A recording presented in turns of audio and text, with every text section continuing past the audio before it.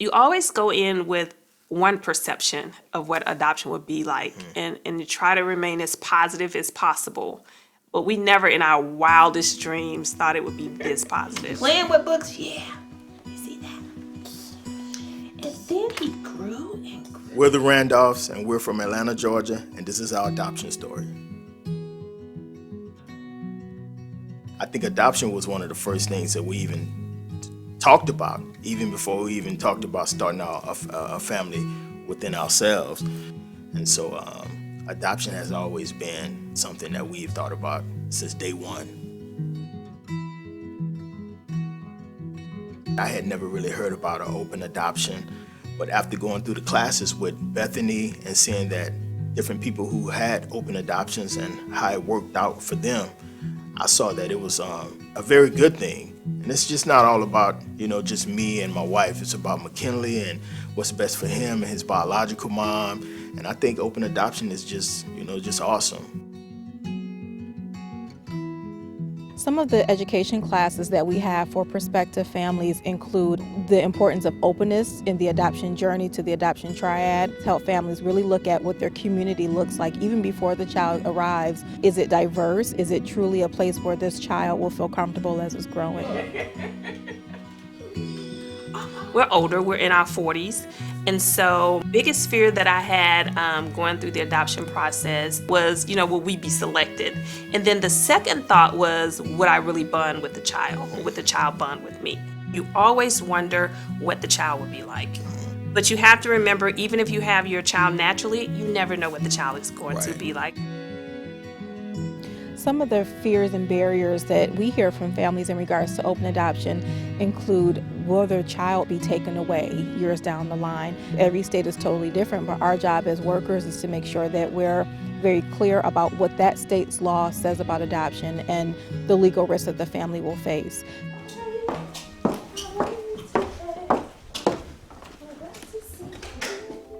Man, being a parent is just, it's definitely a lot of work. It can be stressful at times, but it's also very rewarding too. I mean, I think the greatest joy that I get every day is waking up in the morning time and seeing McKinley wake up, and the first thing he do is just smile. That just makes my whole day go by good, because I know that he's in a good place. Being a parent is just such an awesome feeling. It's indescribable.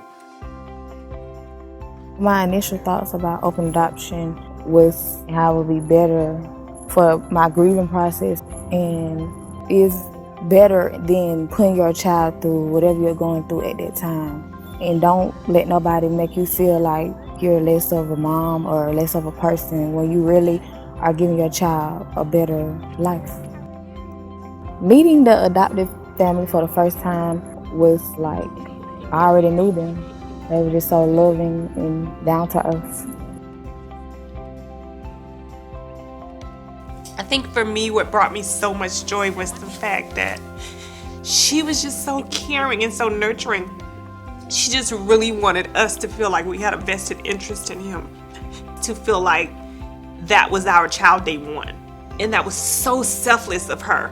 And that brought me so much joy because she wanted me to experience everything from day one. We were able to do that because of her love for him. Right. That's what brings us so much joy.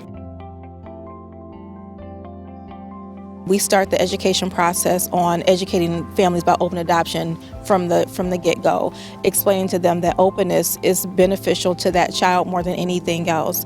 We take the time to explain that openness is a lifelong journey. It's something that the child will appreciate hopefully in the future, and learning that their beginning started with that expectant parent, that birth parent, and then on to the adoptive family. I'm his father, and this is his mom. But he does he have another mom out there, and I want him to know that. And I want his biological mom to know that she his mom too as well. We don't want to keep that away from her at all. Openness looks different for every family across the spectrum. For some families, it may just be sending a text every now and again with a picture of the child and a brief summary of what's going on in that child's life, or it could even include face-to-face visits every few months or once a year. Openness basically it's created and molded by the expected mother, but also in conjunction with the adoptive family. If someone's considering going through the adoption process, I will always say pray over the situation first. And I will also say go to the orientation class and then take it from there. And once you complete the orientation class, you can pretty much gauge it a little bit better and decide what you would like to do from there.